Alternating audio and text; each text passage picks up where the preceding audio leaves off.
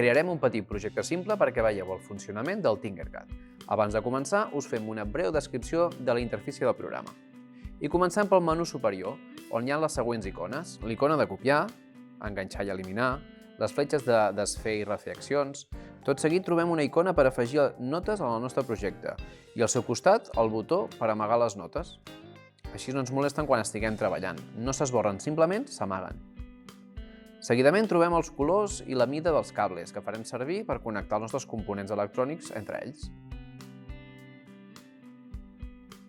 I a l'extrem dreta del menú hi trobarem el botó de codi, començar la simulació i compartir.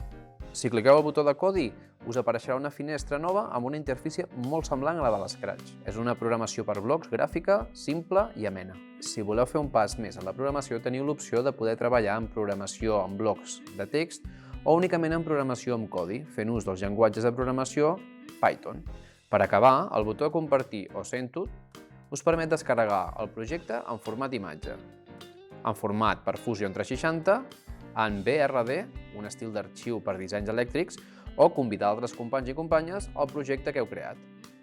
Aquest espai tan gran de color gris és l'espai de treball, on podeu col·locar els components que necessitareu en el nostre projecte i connectar-los entre ells. A la part dreta de la zona de treball hi ha una columna amb tots els components electrònics.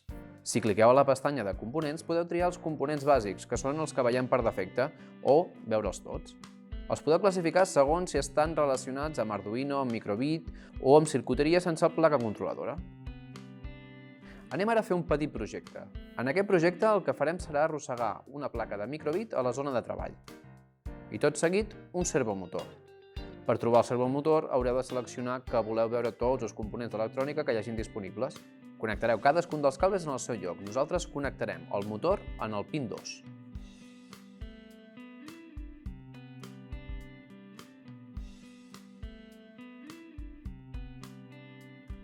Amb tots els components a punts per a aquest projecte ha arribat el moment de començar a programar.